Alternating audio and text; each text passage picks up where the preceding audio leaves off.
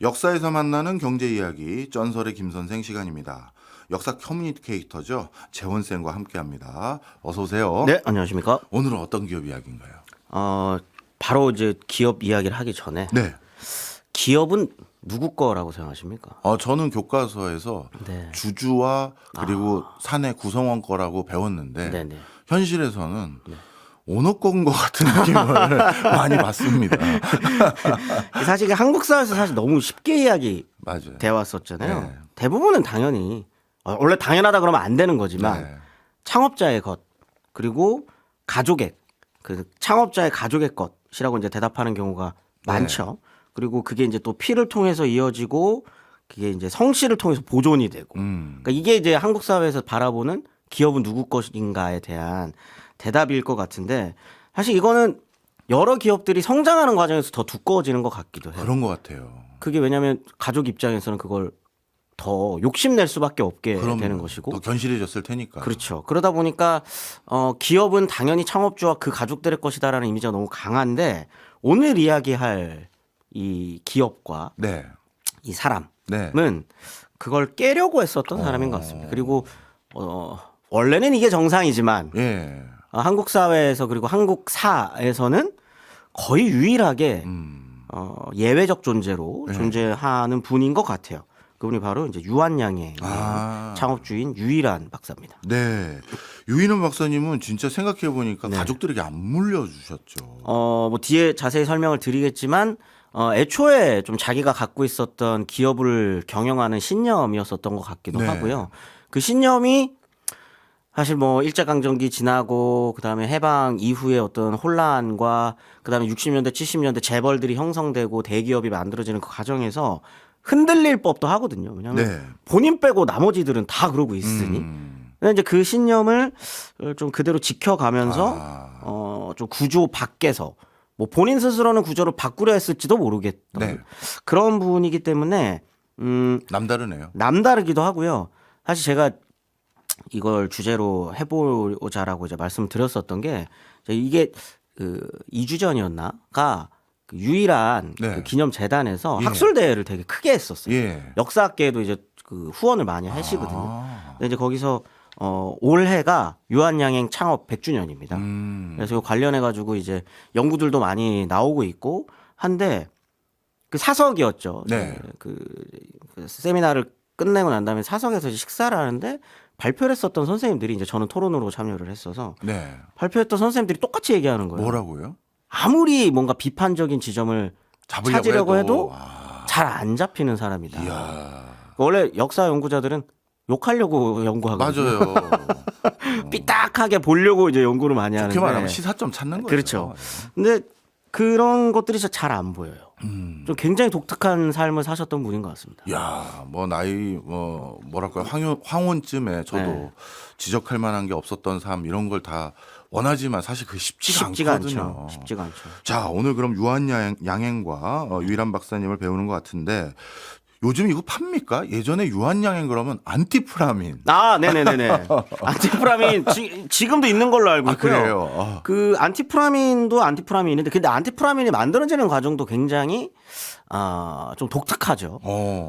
일단 뭐 한국에 있는 많은 기업들이 통상적인 문법으로만 따지면 수익 극대화를 위해서 창업을 하고 그다음에 성장을 한 다음에 지배를 강화시키는 그리고 난 다음에 이제 세습으로 이어지는 어떤 문법이라고 한다면 유일한 박사가 본인이 이제 창업했었던 동기도 조금 달라요. 일단 민족을 위한 그 시절에 그리고 난 다음에 성장을 하고 신뢰를 축적한 다음에 지배를 분산시키고 사회에 환원하는 쪽으로 이제 변화시키거든요. 근데 이때 그 유한양행의 대표적인 의약품들이 다 여기랑 연결이 되는 겁니다.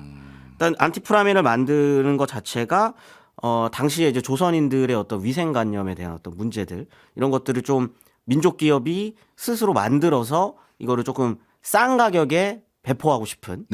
그다음에 또 한국 전쟁이 터지고 나중에 일이긴 합니다만 그 과정에서 가난으로 영양이 좀 부족해진 한국 사람들을 위해서 무엇인가 해야 되지 않을까? 의료적인 무엇인가를 해야 되지 않을까 했을 때 삐콤씨.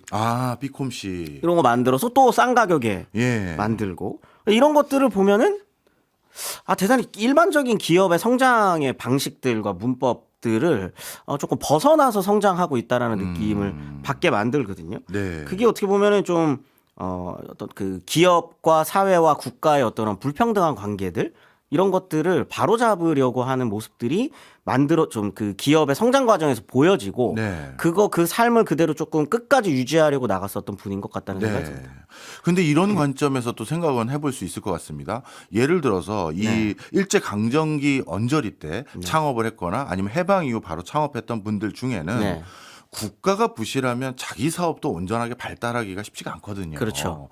그러다 보니까 사익을 더 공고히 하기 위한 건지는 모르겠지만 국가의식은 정도의 차이만 있긴 있었어요. 그럼요. 예. 그런데 유달리 이 유일한 박사님은 지배구조의 문제의식을 가졌던 것 같은데 당시 어떻게 이 생각을 한 걸까요?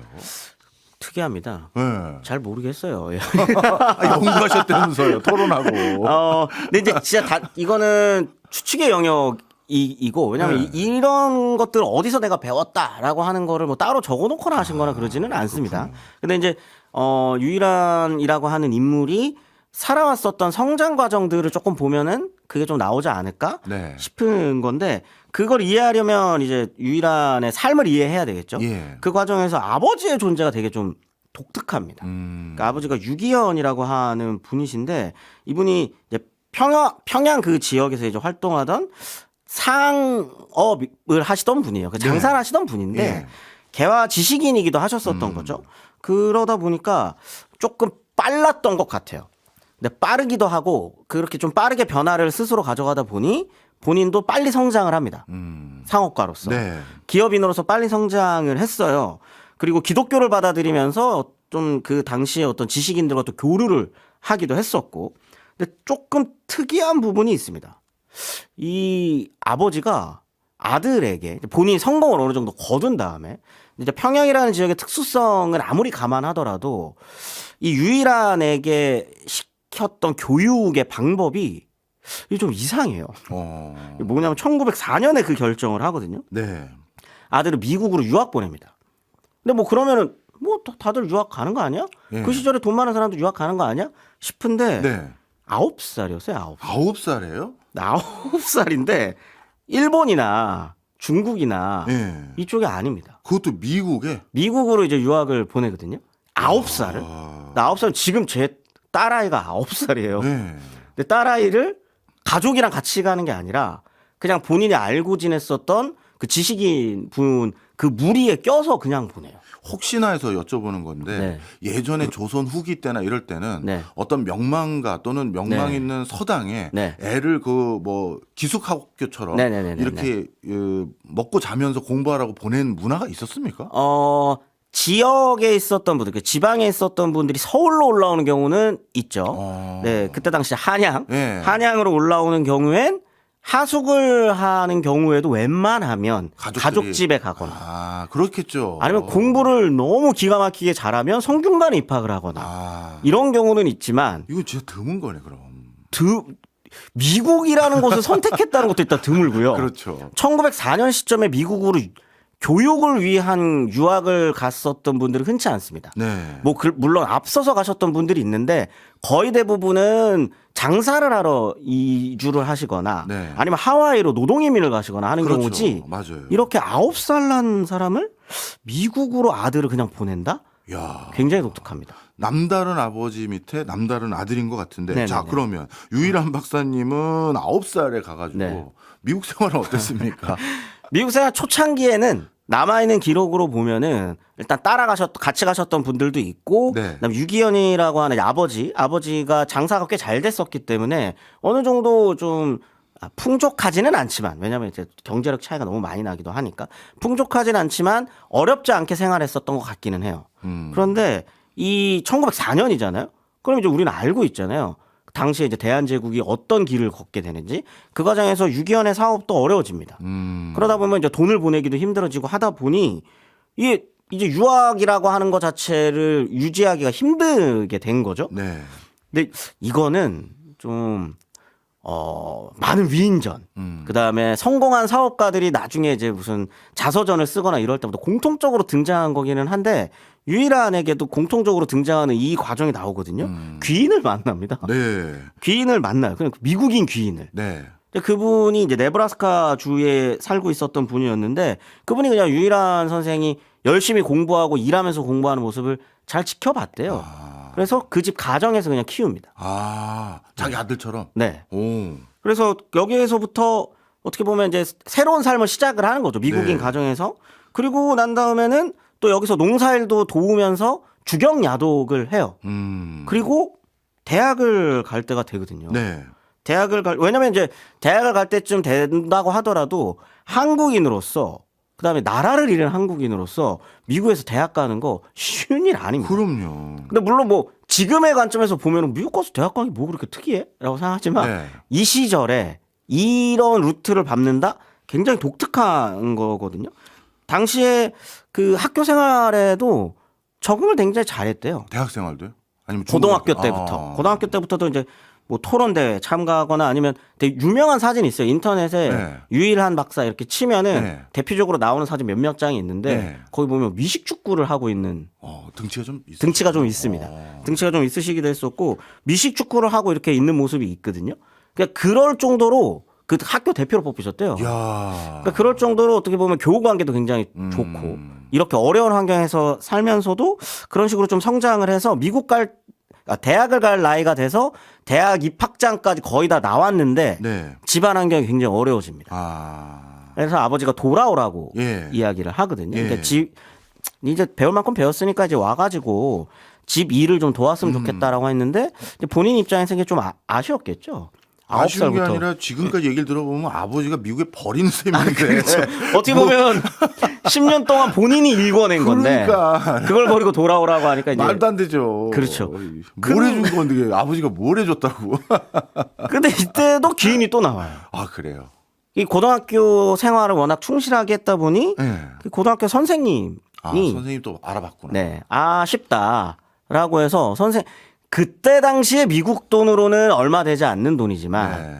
한 몇천 달러 정도를 빌려주셨대요. 네. 근데 그거를 받고 유일한 선생이 선택하는 게 또 특이합니다. 뭘? 본인은 이 돈을 예. 그 어려워져서 돌아오라 그랬잖아요. 네. 아버지가. 아버지한테 송금합니다. 그럼 본인은 학교는 어떻게 해요? 그래서 그 디트로이트 쪽으로 가서 네. 일을 시작하죠. 대학 또? 학비를 본인이 벌겠다라고 이야. 생각해서 디트로이트에서 본인이 일을 하면서 돈을 벌고 1년 있다가 대학에 들어가는데 거기가 이제 미시간 주립대가 되는 거죠. 이야, 공부도 잘하셨네요. 예, 그렇죠. 거기서 이제 상업과 경영을 예. 공부하기 시작을 하고 여기서부터 이제 기업에 대한 어떤 이해를 좀 배웠었던 것 같습니다. 그러면서도 이제 돈을 벌어야 되니까 학교 생활을 하면서도 조금씩 아르바이트를 시작을 했다고 합니다. 아르바이트를요. 네. 예.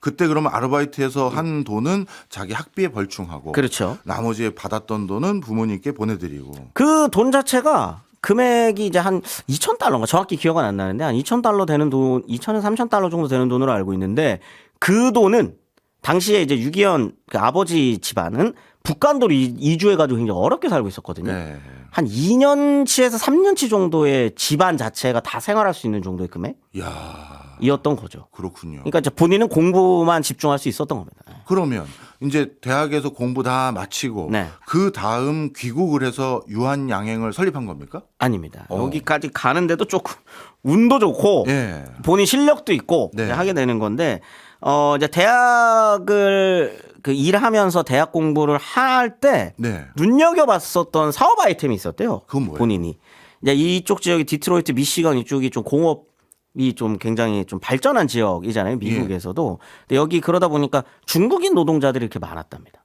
근데 중국인 노동자들이 먹는-거나 이런 것들 굉장히 고향 음식에 대한 그리움 같은 걸 많이 갖잖아요. 네. 특히 중국인들 같은 경우에 차이나타운을 만들고 거기 안에서 그 음식들을 막 해 먹어 나가고 그다음 자기네들끼리 똘똘 뭉쳐 있고 이런 문화가 강하다 보니까 지켜보다가 이들한테 팔 수 있는 게 있지 않을까라고 생각을 해서 고민 끝에 출시한 게 하나 있는데 그 숙주나물 통조림이에요. 근데 숙주나물 통조림이 뭐 그렇게 특별해라고 할 수 있지만 네.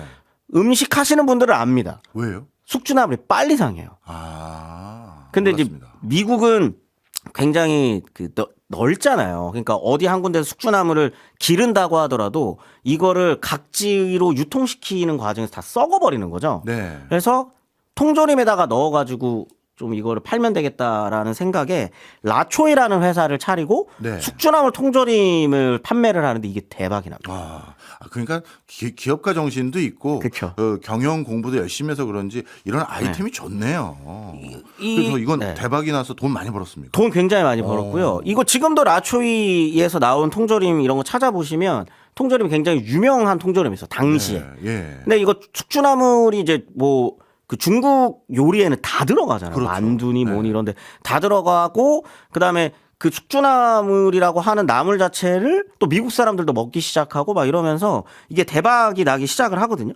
근데 이제 그러다 보니까 그러면 이들한테 팔 수 있는 다른 게 있지 않을까 싶어 갖고 뭐 간장이라든지 아니면 다른 식료품들 전반으로 사업을 확장시켜 나가고 그 과정에서 이제 핵심이 숙주나물이었다 보니 네.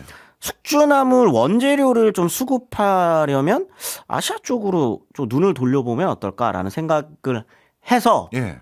이때 이제 식민지 조선이었죠. 식민지 조선으로 한국 땅으로 한번 오게 되거든요. 네. 이게 원래 처음에 오려고 했었던 건 귀국을 하기 위해서 온 게 아니라 원료 수급을 위해서 숙주나물을 좀 수입을 해보려고 오게 돼요. 그게 이제 1924년, 5년, 6년 요 시점입니다. 예. 근데 왔더니 놀라신 거죠. 상황이 이런지 몰랐구나. 자, 1904년에 떠났습니다. 예. 미국으로. 그러면 지금 벌써 10몇 년 만에 돌아온 거예요. 네. 근데 9살에 떠났으니까 본인 머리에는 한국, 그러니까 그 조선이라고 하는 이 땅에 대한 기억이 얼마나 좋겠어요. 그렇죠. 어린 시절에 부모님과 함께 막 뛰어놀던 막 그냥 공기 맑고 막 이렇게 해가지고 친구들이랑 막 뛰어놀던 이걸 상상하고 지금 경성으로 왔는데 조선인이 살고 있는 환경이 너무 엉망진창인 거죠. 네. 그다음에 위생이 너무 안 좋고 그다음에 막 그때 당시에 이제 본인이 제일 놀랬었던 게 청계천변에 있는 어떤 무질서함이었대요. 그리고 봤는데 이들은 그럼 치료는 여기 질병에 노출된 이 조선인들은 치료 어떻게 받아?라고 했더니 이때 당시에는 자연치유가 유행이었죠. 자연치유도 뭐 잘 안 되잖아요. 그러니까 안 되죠. 그냥 아프면 아픈 대로 사는 거예요. 왜냐하면 의료업계 자체가 다 일본에서 넘어가 있는 상황이었었고 네. 그러다 보니까 이거를 조금 고쳐봐야 되겠다라는 생각이 들어서 만든 게 유한양액이 되는 거죠. 이야, 이것도 진짜 남다릅니다. 왜냐하면요, 이것도 제 사견일 수는 있습니다만 제 주변의 지인들도 어렸을 때 아이들을 미국에 유학 보내거나 하는 가정이 있을 거 아니겠습니까? 그런데 중학교 고학년 이후에 미국에 유학을 보내면 워낙 유년 시절을 한국에 보내서 미국에 갔어도 한국인이에요. 그렇죠. 그런데 초등학교 때 미국 유학을 보내면 대학 이후에 한국에 와서 적응을 못 합니다. 그렇죠. 왜냐하면 이제 미국인이 돼버려요. 네. 가장 중요한 성장기의 가치 판단과 의식 구조를 미국에서 했었기 때문에 그럼 9살이면 와서 보고 나면 일반인이라면 여기 다시는 안 돌아와. 그렇죠. 손절하죠, 손절. 그렇죠. 손절하고 숙주나물이나 간간히 얻으러 왔으면 그렇죠. 됐지. 내가 여길 미쳤네. 이렇게 생각해야 되는데 무슨 애정이 고국에 있다고. 야, 이게 남다릅니다, 진짜. 근데 그랬었던 이유를 또 찾아보면 미국에 있을 때부터도 그런 조짐은 또 보여요. 이것도 참 특이하거든요. 정말 특이하거든요. 예, 미국에 있을 때 1919년에 이제 미국에 있었거든요. 미국에 있었는데 그때에 미국 내의 한인의 분위기가 또 영향을 미치기도 합니다. 1919년이면 3.1운동 되잖아요. 그래서 3.1운동이 벌어졌었던 게 미국 한인 사회에서도 이제 당연히 이제 소문이 나기 시작을 하고 그러면서 한인들 가운데서 독립운동을 하는 사람들이 등장하기는 합니다. 근데 거기에 1919년이면은 9살에 갔으니까 10대예요, 10대. 10대 중반 정도인데 이때 미국에 세워졌었던 소년병 학교에 자기가 들어가요. 이야, 이것도 대단하네요. 네. 소년병 학교에 들어가가지고 거기에서 독립운동을 우리가 알고 있는 독립운동이라 그러면 굉장히 이제 적극적인 독립운동이나 그런 거라기보다는 미국에 있는 한인 사회 안에서 소년병 생활, 소년병 훈련이나 이런 것들을 받으면서 거기에 있는 네트워크에 소속이 되기 시작을 하는 거죠. 그게 조금 영향을 미쳤던 것 같습니다. 그 과정에서 들어와서 또 고국의 현실을 보니 이게 맞물리면서 그러면 내가 좀 민족을 위한 무엇인가를 해야겠다라는 생각까지 좀 미쳤던 것 같아요. 그런 요인은 있었겠네요. 사실 미국 생활하면서 한인교회라든가 이런 게 중요한 네트워크로 작용하면서 네. 인격 형성에도 또 고국에 대한 인식에도 영향을 주는데 네. 그게 마침 또 3.1운동 즈음이니까 네. 충분히 가능성이 있어 보입니다. 네. 자, 그러면 구체적인 혹시 독립운동 지원 이런 행보도 있을까요? 사실 이 사업하는 것 자체가 민족을 위한 거기 때문에 딱 잘라서 우리가 알고 있는 것처럼 무장투쟁을 한다거나 아니면은 무슨 뭐 외교적인 어떤 활동을 한다거나 그런 거는 아직은 아닙니다. 네. 요 시절에는 그냥 당시 좀 의료에 사각지대에 놓여 있는 조선인들을 위한 어떤 물건들을 그 수입을 하고 처음에는 네. 처음에 했었던 거는 유한양행이 직접적으로 의약품을 만들지는 않아요.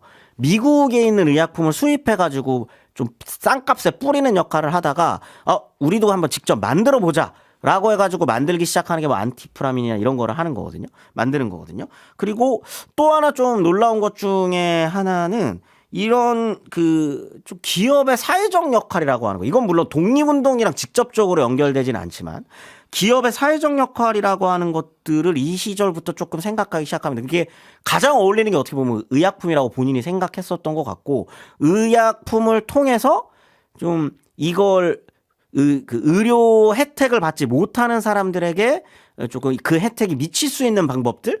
근데 그게 조선인이기 때문에 어떻게 보면은 그 민족을 위한 기업으로서 성장하기 시작을 하는 거죠. 네. 말씀 쭉 듣고 보니까 야 진짜 우리나라에도 이런 기업 하나 있어야 되는데 했는데 네. 있었다라는 있었죠. 생각이 드는데 네. 저에게는 좌절감을 주는 겁니다. 나랑 이렇게 다른 사람 근데 이런 사람 주변에서 찾기 힘들죠. 진짜 힘들죠. 저도 유일한 박사님에 대해서 대략적으로만 알았는데 그 사이에 또 까먹고 있어서 네. 어느 순간인가부터 저도 좀 체념한 게 있었어요. 네네. 그러니까 경영자가 네. 뭐 진짜 국가의 사업 보국이라고 하죠. 그런 것까지는 아니고 네. 그냥 우리나라에선 그냥 세금 탈세 안 하고 그렇죠. 일자리 창출하고 사고 안 치고 네. 하면 돼. 네. 난 그거면 만족해. 이런 게 솔직한 제 네. 마음이었는데 있었네요. 그렇죠. 자, 그러면 앞서서 어떻게 보면 식료품 사업을 했다라고 네. 해도 과언이 아닌데 제약회사가 결국 우리에겐 알려진 대표적인 업종이잖아요. 네. 그런데 이게 쉽지 않지 않습니까? 네. 약 기술도 없을 거고 연구 인력도 없을 텐데. 네. 그리고 본인도 경영학을 전공하신 분인데 이거 어떻게 시작한 겁니까? 일단 그 돈은 넉넉했습니다. 왜냐하면 라초이 어. 앞서 얘기했었던 그 회사의 지분을 팝니다. 네. 동업자들이. 예. 그래서 25만 달러에 팔고요. 당시 25만 달러면 이제 한국에서는 굉장히 그때는 큰 돈이었었기 때문에 일단 그 사업을 창업하는 데는 넉넉한 자금이 조금 있으셨었고, 근데 이제 제약회사는 아무나 하는 게 아니거든요. 그렇죠. 근데 또 이것도 어떻게 보면은 운명일 수도 있는데 부인분이 네. 의학 박사입니다. 네. 호미리 여사라고 예. 그 미국 이제 그 중국계 미국인이셨었죠. 그리고 두 분이 그렇게 해서 같이 어떻게 보면 이제 도움을 주고받는 사이였기 때문에 네. 그렇게 해서 시작을 하게 되고 이 시작을 함과 동시에 그 한국 땡땡 치고 최초의 의사 타이틀을 갖고 있는 의학 박사 타이틀을 갖고 계신 분이 있어요. 굉장히 유명하신 분. 네. 서재필 박사. 그렇네요. 네. 이래서 이 제약회사를 하겠다라고 이야기했을 때 서재필 박사님도 도움을 많이 주셨다고 합니다. 그리고 서재필 박사님이 이제 이때 그 유일한 박사에게 이야기를 했었던 게 절대 일본과 타협하지 말고 민족 기업을 이루어라라고 하면서 따님이 만든 목각 인형 같은 거 이렇게 선물로 주셨대요. 근데 거기에 그림들이 조금 있었는데 무늬가 있었는데 네. 그때 하나의 무늬가 지금의 유한양행의 그 상징이 버드나무 그렇군요. 무늬였습니다. 그래서 그거를 딱 상징으로 삼아서 이제 그 의약품을 수입을 하잖아요. 그러면 이제 홍보를 해야 되는데 네. 독특합니다. 이것도 네. 홍보 방식이 굉장히 특이합니다. 이 뭐예요? 제약회사를 홍보하는 방식이 영어로 해요. 일단 예. 영어로 써요. 제약 의약품을 판매하는 곳입니다라고 하는데 회사 이름도 안 나와요. 그냥 버드나무만 그려놓습니다. 이렇게 영어로. 예. 근데 그거를 또 어디에다가 그 광고를 실냐면 조선일보나 동아일보가 아니에요. 그 매일신보라고 네. 충북부 기관지에다 싣습니다. 왜 거기다 실었을까요? 광고주가 되잖아요. 그러면. 자기를 함부로 또 네. 이렇게 좌지우지 못하는 거군요. 이건 이제 자서전에 나와 있는 이야기인데 어떤 맥락에서 이 얘기를 하셨는지는 잘 모르겠지만 처음부터 일단 뭐 그 일제 그 총독부에서는 유일한이라고 하는 인물이 여기에서 의학 회사를 만드는 것 자체를 마뜩지 않게 생각했던 것 같아요. 예. 그래서 방해도 많이 하고 했었다고 하시는데 이제 본인은 이제 그걸 넘어서는 방법으로 광고주. 네. 그리고 영어를 쓴 것도 이건 의도적이죠. 그렇군요. 미국 회사. 뭐 본인은 이제 미국인이니까. 예. 뭐 미국 시민권이 있는 사람이었기 때문에 이제 미국인이고 우리는 미국 회사고 그래서 미국 회사로서 여기에다가 미국에 있는 의약품을 수출하는 회사이기 때문에 우리는 너네한테도 광고 넣을게라고 해서 총독부 기관지에다가 그 홍보를 실어버리고 야. 광고주가 되는 방식을 이제 선택을 했었던 거죠. 네. 그리고 또 광고에 나타나는 어떤 특징들이 당시에는 예. 과장 광고도 굉장히 심하고 지금이랑 이렇게 달라가지고 저 그거 여쭤보려고 그랬어요. 왜냐하면 새로운 약을 팔거나 네. 새로운 제품을 팔려면 그걸 사용해 본 습관이 없기 때문에 네. 교육이라고 해야 될지 학습을 시켜줘야 되거든요. 네. 근데 이 당시에는 약장수라 있을 맞습니다. 시절인데 그거 그러려면 이렇게 이미지 광고만 하면 안 될 것 같은데. 그래서 이제 계몽 사업도 하는 거죠. 그래서 이제 교육에도 굉장히 관심을 받고 많이 가졌었고 의학 지식 광고가 그런 거예요. 의학 지식을 공부시키는 그런 식의 어떤 방법들을 하는 거죠. 네. 교육의 장으로서 광고도 사용을 광고를 합니다. 하는. 근데 어떻게 보면 이거는 뭐 본인의 어떤 그런 철학도 영향을 미쳤겠지만 이게 또 어떻게 보면 운이 좋았어요. 그 광고가 또 먹힙니다. 왜냐하면 이게 다른 광고들이랑 좀 다르잖아요. 네. 신문 지면 같기도 하고 네. 교육하는 광고니까 그래가지고 이거를 봤었던 분들이 이 회사는 좀 특이한가? 그다음에 또 한국 사람이라는데 네. 미국인이기도 하대. 네. 근데 거기에서 의약품을 받아오는데 다른 회사에 비해서 좀 싸대. 그러면 여러 가지로 궁금증을 자아내는 거죠. 그렇네요. 저 사람은 누군데 여기 와가지고 한국인이라는데 한국말도 아직 잘 익숙하지는 않은 것 같고 그다음 광고도 좀 특이하게 하는 것 같고 라고 하면서 유한양행이라는 회사에 대한 관심도도 높아지고요. 이 유한양행에서 나오는 약들에 대한 관심도 높아집니다. 그래서 나름대로 장사가 굉장히 잘 됐다고 합니다. 야, 어떻게 보면 초기에 시장 개척하려면 과장 광고라든가 네. 그리고 뭔가 편법적인 영업 이런 걸 하기도 그렇게 하자고 결정하기도 쉬울 텐데 네. 정말 정도만 걷는 분이네요. 네. 자, 그러면 이런 남다른 기업인이 만든 기업은 당연히 그 운영 방식에 있어서도 네. 다른 기업과 차별화된 부분도 있을 것 같은데요.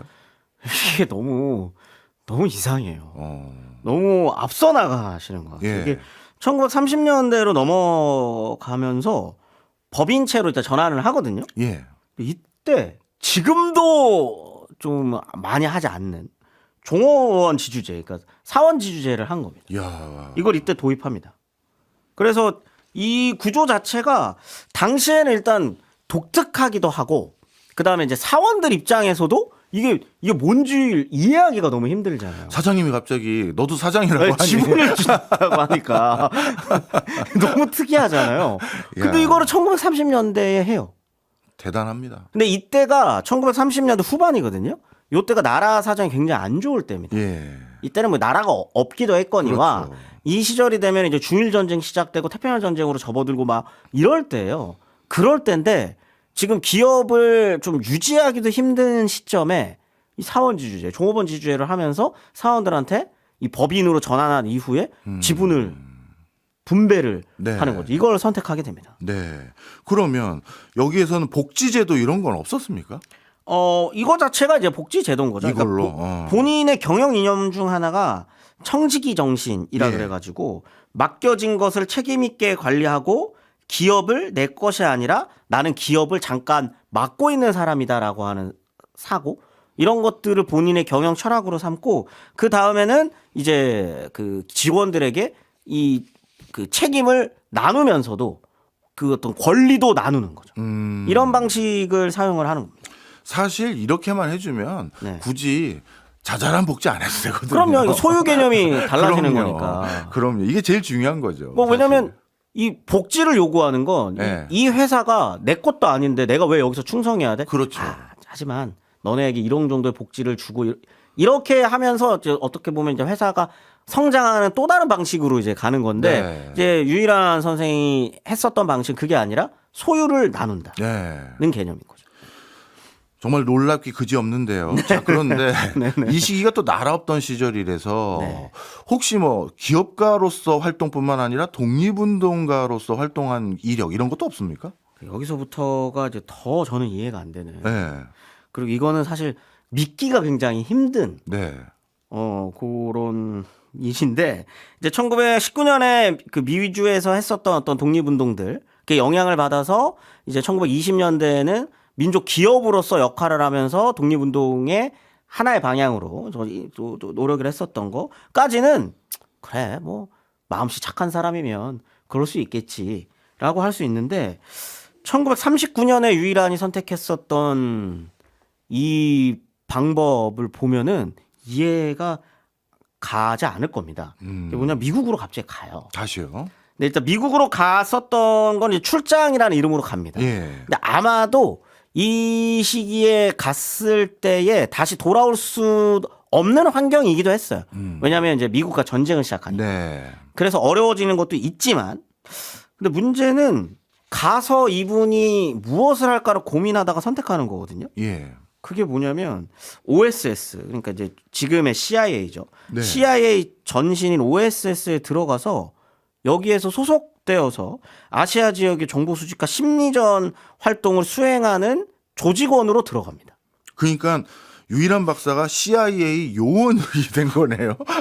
왜 그랬냐면 이게 진짜 특이한 건데 이 넵코 프로젝트라는 프로젝트가 있어요. 그건 뭡니까 또? 이게 이제 이때 당시에 요 무렵이 되면은 이제 그 미국도 그 일본도 전쟁국의 하나였기 때문에 네. 일본과의 전쟁을 계속적으로 이제 관심을 가져야 됐었던 시기가 된 거죠. 네. 이때쯤이 되면은 이제 미국에 있는 조선인들을 관심 가지기 시작합니다. 조선인들이. 예. 이들을 데리고 독립운동을 함께 독립운동을 후원하면서도 미국 입장에서는 이 사람들이 첩보전 활동을 하기에 너무 좋은 사람들이다 보니까. 그렇네요. 현지 상황도 알고 언어도 되니까. 그렇죠. 네. 그러다 보니 이 사람들을 훈련을 시켜서 식민지 조선으로 투입을 하면 되지 않을까? 네. 라는 생각을 해요. 요 이야기를 하면은 또 역사 좋아하시는 분들은 딱 떠오르는 게 임시정부에서 그때 임시정부랑 그 OSS 요원들이랑 훈련해가지고 국내 투입 작전 하려고 했었던 예. 김구 선생님이 추진했었던 예. 요거 떠오르시는 분들이 있거든요. 예. 네코 프로젝트가 더 먼저입니다. 아. 요 비슷한 시기기는 한데 예.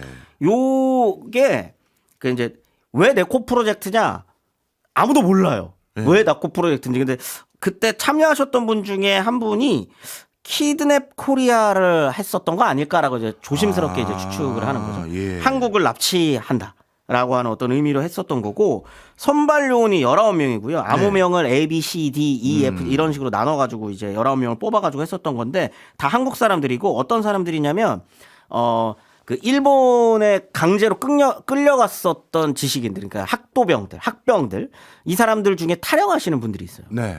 뭐 이분들을 또 데리고 온다거나 네. 아니면 그 미국에서 활동하고 있는데 애국심이 투철해가지고 미국에서 독립운동했었던 분들이나 이런 사람들을 모아가지고 19명을 뽑은 거거든요.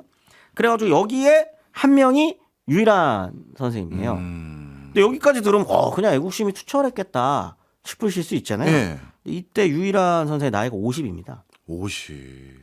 근데 뭐 50이면 뭐 거기 안에서 그러면 행정일 보셨나? 싶잖아요. 예. 아닙니다. 여기가 특수부대예요. 이거 그럼 제식 훈련을 받은 거예요? 다 받습니다. 야. 다 받았고 침투, 은닉, 무선 통신, 접선 방법, 살인 방법 뭐 이런 것들을 특수 훈련을 받는 거거든요. 근데 이거 거짓말 같잖아요. 예. 근데 이게 이 넵코 프로젝트 요원들 19명이 본이 19명 다 죽을 때까지 이걸 공개를 안 했어요. 이게 조건이었거든요. 아. 그럼 언제 발견이 되냐면 네. 이게 미국은 비밀 문서의 그 급수마다 예. 그게 해제되는 시기가 다 달라요. 그러니까 공개할 수 있는 연도. 시기. 예. 예. 이제 80년대가 되면 이게 공개가 되거든요. 근데 이때 그 미국에 있는 그 국가기록원이죠. 미국 국가기록원에 그 한국인 분이 여기에서 되게 열심히 그 자료를 공부하시는 분이 있었어요. 네. 방기중 선생님이라고 되게 유명하신 분이거든요. 근데 이분이 이걸 발견합니다. 이 네코 프로젝트 문서를. 이때 발견돼. 그거 이미 유일한 선생님 돌아가신 다음에. 그래서 거기를 봤더니 여기에 프로젝트에 참여했었던 사람 중에 유일한의 이름이 있었던 거죠. 그리고 나이가 50이고 그다음 그 안에서 어떤 훈련을 받았는지도 다 써 있습니다. 근데 나이 50에 이 특수 훈련을 받았답니다. 이야. 남들은 진짜 하나의 인생을 살기도 어려운 건데 네. CIA 요원으로 활동하고 독립운동도 하고 기업도 일구고 그것도 한국에서 미국에서 정말 대단합니다. 그러면 실제 그럼 네코 프로젝트를 통해서 뭔가 실질적인 작전 수행을 한 적이 있나요? 그게 너무 아쉬운 거죠. 일단 결론적으로 말하면 하지는 못했고요. 그게 이제 임시정부와 OSS가 원래 하려고 했었던 그 작전이랑 마찬가지로 침투 작전이 벌어지게 되기 전에 일본이 항복을 하면서 그 작전은 좀 무산이 됩니다. 이게 1945년 8월 18일로 예정돼 있었거든요. 근데 이제 항복 선언이 14일, 15일 요 무렵에 있었기 때문에 결국 어떻게 보면 이제 3, 4일 앞두고 무산이 된 거죠. 그렇군요.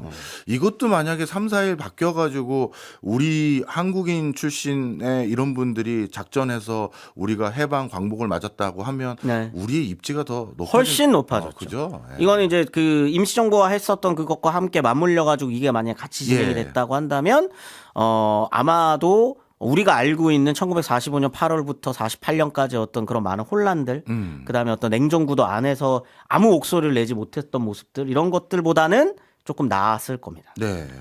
야, 오늘 진짜 새로운 걸 처음 듣는 얘기들이 너무 많아요. CIA까지 나올 줄 몰랐는데. 진짜 이거 나이 50이면 지금의 50이랑 다릅니다, 여러분. 그럼요. 이 시절의 50이면 적어도 플러스 15 정도는 들어가야 돼요. 1960년대 우리나라의 평균 수명이 40대 중후반이었어요. 근데 이 시절에 50에 특수훈련 교육을 받고 독립운동을 위해서 좀 뭔가 하려고 했다. 이건 정말 쉽지 않은 판단이죠. 진짜 우리나라에도 이렇게 걸출하고 존경받을 만한 경영자가 있음에도 불구하고 저도 이렇게 모르는 게 많았는데 왜 이렇게 잘 안 알려질까요? 일단 알려지지 않는 이유는 이제 본인의 스스로의 어떤 그런 삶의 방향성이신 것 같아요. 그러니까 본인도 이렇게 뭔가 자기가 했었던 일들이나 이런 것들을 뭐 적극적으로 그렇게 하시는 것도 아니고 이게 좀 안타까운데 이번에 이것도 그 학술대회 하면서 저희가 결과를 보면서 좀 안타까웠던 건데 설문조사 매년 하잖아요. 그 한국 분들에게 뭐 가장 존경하는 기업인, 뭐 그다음에 가장 존경하는 역사 인물, 뭐 이런 걸 할 때 1990년대까지도 유일한 선생님이 굉장히 높은 순위에 항상 랭크가 돼 있었습니다. 왜냐하면 위인전도 꾸준히 나오기도 했었고, 그다음에 이 시절 유한양행을 기억하시는 분들에게는 좀 많이 좀 알려진 일화들이나 이런 것들도 언론에도 많이 나오고 이랬는데 2000년대 넘어가고 이렇게 하는 과정에서 저는 그냥 존경하는 기업인이라고 하면 뭐 이건희,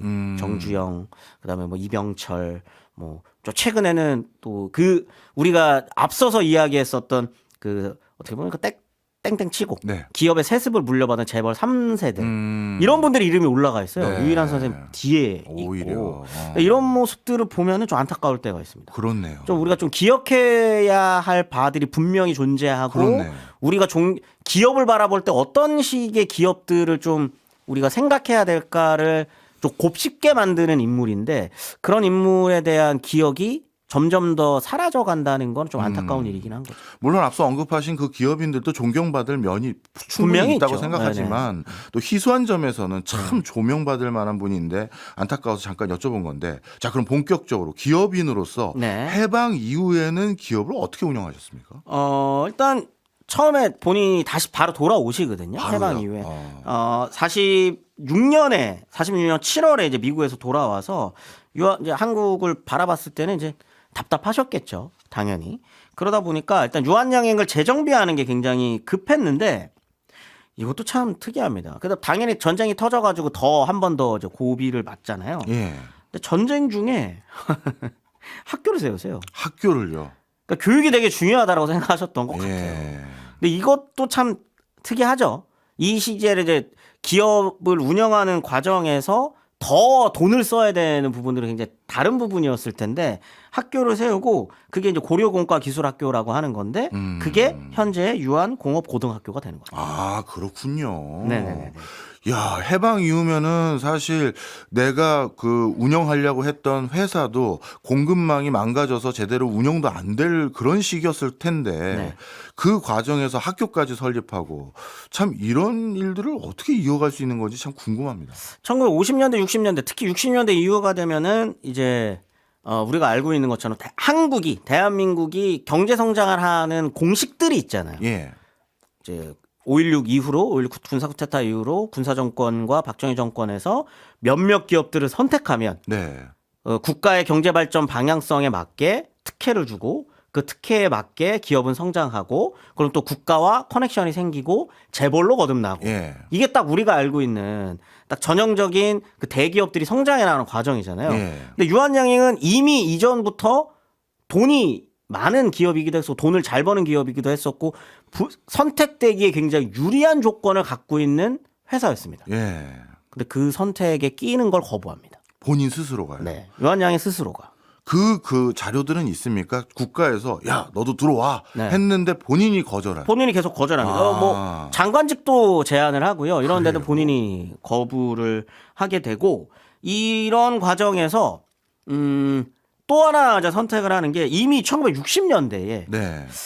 전문 경영인 시스템을 도입을 해요. 야. 아니 자녀들이 반대를 하지 않았을까요? 원래 60년대에 그 아드님이 있으세요. 네. 그 아드님이 미국에 계셨죠. 네. 근데 이제 기업 내에서 다른 기업들은 다 하니까 네. 그럼 당연히 아드님을 모셔와라. 그리고 아드님이 경영 수업을 받게 해라. 그다음에 그 유일한의 그 아드님이 그렇게 막 이상한 분이 아니에요. 그냥 미국에서 멀쩡히 교육 받고 제가 알기로 변호사까지 하셨던 분으로 알고 있거든요. 예. 그런 분이었는데 이분이 여기에 온다는 것 자체를 아들이 와가지고 경영 수업을 받는다는 것 자체를 좀 부정적으로 생각하셨던 것 같습니다. 그건 기업을 사유한다라고 생각을 하셨던 것 같아요. 근데 왔어요. 오시긴 오셨습니다. 어떻게든 설득을 해가지고 왔대요. 네. 근데 왔는데 얼마 안 있다가 다시 돌아가시고 다시 돌아가시고 그 이후로 이제 그 전문 경영인 체제로 넘어간 다음에 이 시절부터 그 경영 경영으로 넘어간 이후부터 본인의 재산 정리에 들어가요. 재산 정리요? 네. 그러면 사회 환원한다는 그 얘기입니까? 네. 야. 아무것도 주지 않았습니다. 자식들에게. 예. 일단 그 아드님에게는 예. 너는 장성했고 네. 내가 너 교육까지 시켜줘. 엄마 아빠가 아들에게 해줄 수 있는 건 최고의 선물이죠. 교육이야 교육. 네. 너 교육 잘 받았잖아. 네. 됐어. 그러면 앞으로의 앞날은 네가 알아서 개척하면서 살아라. 이게 슈퍼히어로 아버지들의 문제예요. 야, 난 말이야, 내가 다 했어. 이런 자식들은 일반인인데 참. 그다음에 그 자기 본인 그 학교 세웠었던 주위에 조그마한 땅이 있는데 네. 그거 정도를 따님에게 주셨는데 그것도 결국은 그 학교 재단 쪽으로 넘깁니다. 아, 그렇군요. 그리고 $10,000를 제외하고 나머지 모든 재산은 한국 사회와 교육 원점이 신탁기금에 기증하고 묘소 주위의 5,000평은 학생들이 놀 수 있도록 유한동산으로 가꿔라. 라고 해서 그 지금 거기가 유한대학 있는데요. 아, 거기가. 네. 거기 쫙 해서 유한공고부터 시작해갖고 유한대학이랑 그 학교들 있는 그 부지에 다 기부를 하신 겁니다. 네. 본인 재산은 없었습니다. 예. 그런데 제가 세브란스에서 네네네. 유일한 박사 뭐 흉상인가 뭐 비슷한 거 네네네, 봤는데. 있습니다. 예. 그건 어떤 관계가 있는 거예요? 기부한 겁니다. 아, 기부한 거군요. 네. 세브란스 병원에 주식 12,000주를 기부했는데 기부 조건을 답니다. 예. 의학과 연구 교육을 위해서만 써라. 사적으로 이제 사적이 아니라 이제 물론 그 재단 세브란스 안에서도 쓸 수 있는 데들이 이제 다양할 수 있는데 그러니까 영리로 쓰지 말라는 그렇죠. 얘기네요. 교육에만 써라. 네. 의학 교육에만 써라라고도 이제 이야기가 되면서 그렇게만 실제로 그렇게 쓰여졌다라고 하고요. 네. 그 이후로 CEO들이 전통을 만든 거죠. 네. 전문 경영의 시스템을 만들었기 때문에 그 이후에 유한양행 CEO들은 지금까지도 현재까지도 이 전통이 이어집니다. 그래서 유한양행의 직원으로 들어와 가지고 부사장까지 올라오신 분들이 보통 CEO까지 하는 거고 가족분들은 여기에 일체 경영에 참여하고 있지 않습니다. 그러면 초기에 잠시 귀국했던 그 시절 빼고는 일체 지금까지도 그 경영진의 가족은 없습니다. 참여 안 합니까? 없습니다. 이야. 지금까지 역대분으로는 가족은 없고요. 평사원 아니셨던 분이 한 분 계시는 걸로 알고 있는데 네. 그분 제외하고는 전부 다 평사원부터 시작해가지고 유한양행 직원에서 부사장까지 올라가셨던 분들이 CEO. 네. 참 정말 말씀을 나누다 보니까 정말 대단하다라는 생각만 계속 들게 만드는 그런 네. 분인 것 같은데 일단 또 이것도 여쭤볼게요. 세금 납부 이런 것들은 잘했나요? 그게 너무나도 완벽해서 예.